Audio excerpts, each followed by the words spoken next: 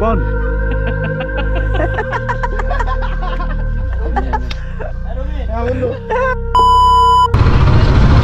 আরে ইন্নালিল্লাহ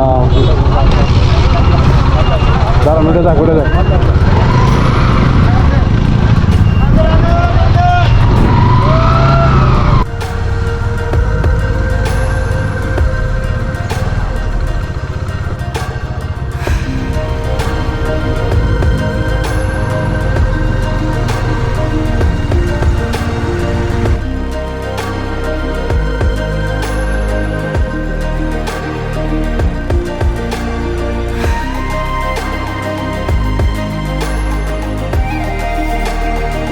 আসসালামু আলাইকুম, কি অবস্থা সবার। আজকে আমরা যাচ্ছি কয়েকজন মিলে নেত্রকোনা বিরিশির খুব কাছে পাঁচগাঁও একটি জায়গাতে। আর পাঁচগাঁও জায়গাটি আসলেই অসাধারণ। সেই অসাধারণ জায়গাটি আপনাদেরকে দেখাবো এবং আমরা নিজেরা দেখে আসব। তাহলে চলুন আজকে আমাদের ভ্রমণ গল্পটি আপনাদেরকে শোনাই। পাঁচগাঁয়ের একজন স্থানীয় গারো সম্প্রদায়ের একজন বাড়িতে আমরা যাই, আর কিভাবে যাই সেটা আপনাদেরকে পরে জানাবো। আর আমরা এই কয়জন মিলে পাঁচগাঁও ঘুরতে আসি এবং তারা ছিল আমার বড় ভাই। তাদের সাথে পরিচয় করা দেওয়ার কিছু নেই, তারা আগে থেকেই ফেমাস। আর তারা এই সমস্ত জায়গাতে প্রচুর পরিমাণে ভ্রমণ করার কারণে স্থানীয় লোকজন তাদের বন্ধু হয়ে গেছে। এবং আজকের ভিডিওতে আপনাদেরকে দেখাবো পাঁচগাঁও কিভাবে আসবেন, কোথায় থাকবেন, কি খাবেন এবং কোথায় ঘুরবেন। আর একটু কষ্ট করে ডিসক্রিপশন বক্সটা একটু ফলো করবেন।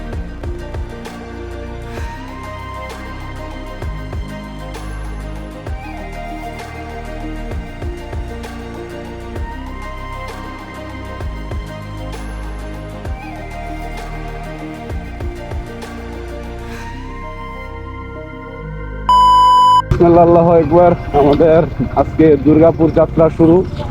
আমাদের সাথে বাইক আছে 1 2 3 4 টোটাল 4 5 6টা বাইক আছে। 6টা না, এই 6টা বাইক।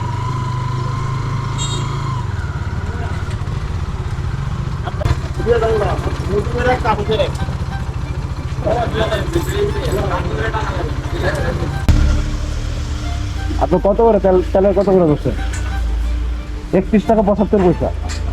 সব দেশে তো 31 টাকা করে চলতেছে, সারা বাংলাদেশে। মেট্রো না কেন? বর্তমানে সারা ঢাকা শহরে 131 টাকা তেলের লিটার থাকলেও নেত্রকোনা 131 টাকা 75 পয়সা। যাই হোক, এই কথা আর বলে লাভ নাই। আমরা এখন দুর্গাপুরের উদ্দেশ্যে সবাই রওনা করতেছি। এবং আপনাদের মধ্যে যারা নেত্রকোনা, বিরিশিরি, পাঁচগাঁও, লেঙ্গুরা, কলমকান্দা ঘুরতে আসবেন, তারা অবশ্যই আগে থেকে পর্যাপ্ত পরিমাণে ফুয়েল নিয়ে আসবেন। আমি ধরে নিলাম আপনি ঢাকা অথবা ঢাকার আশপাশ থেকে কোথাও থেকে আসবেন, তাহলে অবশ্যই আপনাকে প্রথমে নেত্রকোনা আসতে হবে। নেত্রকোনা আসার পর আপনাকে আসতে হবে বারহাট্টা উপজেলাতে। তো নেত্রকোনা আসার জন্য আপনি ট্রেন এবং বাস দুইটা পেয়ে যাবেন। আর আপনি যদি একজন বাইকার হয়ে থাকেন, তাহলে আপনি নিজের বাইক নিয়ে গন্তব্যে চলে আসতে পারেন। এবং ট্রেনে আসতে হলে অবশ্যই আপনাকে কমলাপুর রেল স্টেশন অথবা বাংলাদেশ বিমানবন্দর রেল স্টেশন থেকে আপনি আসতে পারেন। এবং বাসে আসতে হলে অবশ্যই আপনাকে মহাখালী বাস টার্মিনাল থেকে বাস পেয়ে যাবেন। এখন একটা ব্রিজের কাছে আছি, আর এই ব্রিজটা অসাধারণ সুন্দর, তাই একটু থেমে দাঁড়ালাম। আর এটা যখন আগের বারও আমি আসছি, মানে প্রায় 4 থেকে 5 বছর আগে, এই পজিশনে বসে ওইটা নিয়ে ছবি তুলছিলাম। এখনও ওইটার স্মৃতিটা রয়ে গেছে।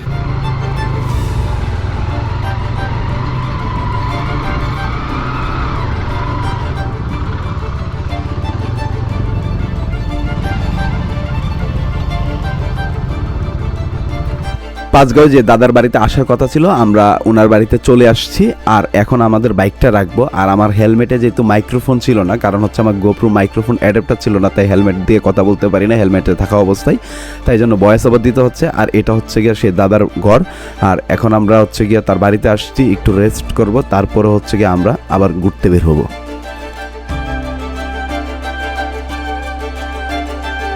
আর এই বড় ভাইদের বন্ধুত্ব অনেক ছোটকাল থেকে, তাই তারা পাঁচগাঁও আসার পর থেকে একটু বাচ্চা সুলভ আচরণ করা শুরু করছে। যাই হোক, তাদের এই মুভমেন্টগুলো দেখে আপনার পুরনো বন্ধুত্বের কথা মনে পড়বে।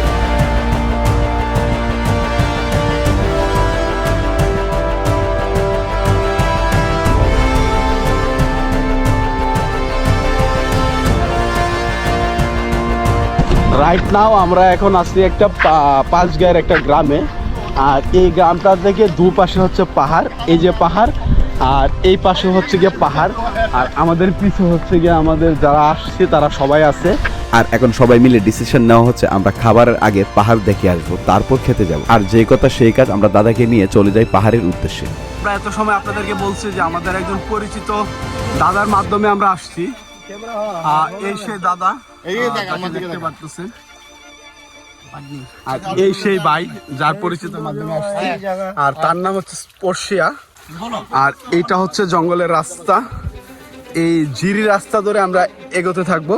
আর সামনে গেলেই হচ্ছে গিয়ে এই যে পাহাড়টা দেখতেছেন, এই পাহাড়টার উপরে উঠবো। এই যে দাদা বলছে ক্যামেরা করার জন্য, এটা হচ্ছে গিয়ে পুরো বাঁশঝাড়, আর এই বাঁশঝাড়ের তোল দিয়ে আমরা হচ্ছে যাচ্ছি। আর লাইক সুড়ঙ্গ, এটা অ্যাকচুয়ালি সুড়ঙ্গ না, তবে এই রাস্তাটাতে আসলে আপনারা হয়তো খুঁজে পাবেন না এরকম একজন লোকাল গাইড ছাড়া। তবে এই সুড়ঙ্গটা যতটুকু সুড়ঙ্গ মনে হচ্ছে ততটুকু হচ্ছে কাঁটাযুক্ত রাস্তা। তো সো বি কেয়ারফুল আপনারা যারা আসবেন। আর এখন যেতে হবে এই রাস্তাটা দিয়ে, এটা মোটেও কোনো রাস্তা না, এটা অ্যাকচুয়ালি গ্রামের যারা হচ্ছে গিয়ে লোকাল, এই যে লোকাল লোকজন তারা অ্যাকচুয়ালি এটা চিনে। তো আমরা হচ্ছে গিয়ে যেহেতু প্রথমেই বলছি যে লোকাল একজনের বাড়িতে আসছি, তারই আপ্যায়নে আমরা এখন ছুটে চলছি ভারতের মেঘালয়ের পাহাড়ের উদ্দেশ্যে।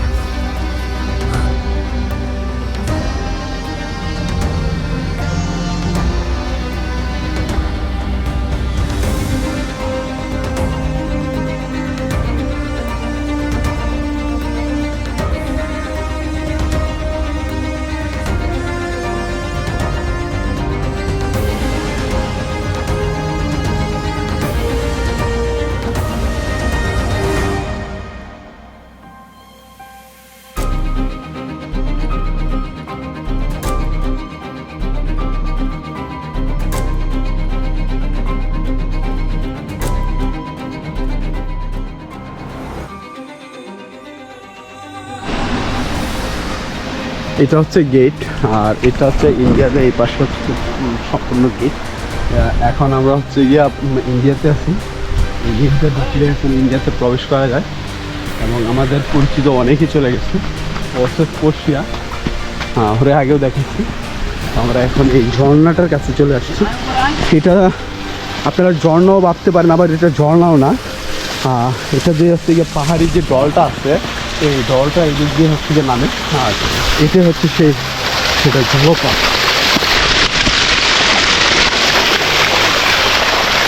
আর এখন আমি এই মুহূর্তে ইন্ডিয়ার লোকজনের সাথে আছি। তারা ইন্ডিয়া থেকে আসছে এই জায়গাতে খেলাধুলা করার জন্য। তারা খেলাধুলা করে তারপর চলে যাবে। তারা পাহাড়ের ওই পাশেই হচ্ছে কি তাদের বাসা, আর তারা এদিকে আসছে এবং তাদের সাথে আমরাও একটু খেলাধুলা করি, এবং করার পর তারপর আমরা হচ্ছে গিয়ে খুবই টায়ার্ড হয়ে যাই এবং খাওয়ার জন্য এখন যাব।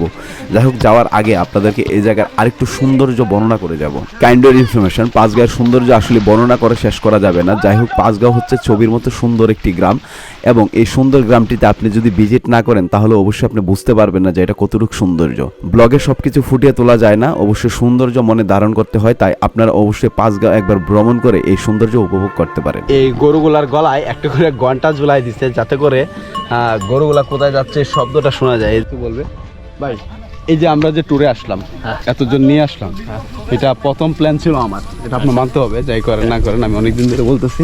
তারপরে আসলাম, তারপরে আপনি এই যে প্যাচটা লাগাইলেন, আওলা জাওলা একটা। আমি আসলে প্যাচ লাগাই নাই। আচ্ছা, ব্যাপারটা হচ্ছে বলার পরে হ্যাঁ, এটা এমন একটা জায়গা বলার কথা ছিল। শুনুন, আমি বলি, কথা ছিল আমরা দুর্গাপুর যাওয়ার, আসছি কোথায়? পাঁচগাঁও। কেন আসলাম এটা বলেন। কেন আসলাম ওটা হচ্ছে দুর্গাপুরের চাইতে এই যে আমরা যে জায়গাটা এক্সপ্লোর করে আসছি, এই জায়গাটা এমন একটা জায়গা, এটা লোভ আসলে সামলানো যায় না।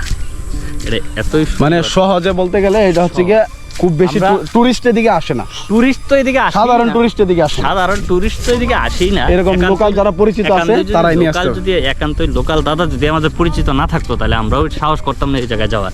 এবং ইভেন আপনারাও সাহস করেন না এই জায়গায় যাওয়ার। It's a very dangerous. তাহলে আজকের মতো ব্লগটি শেষ করলাম।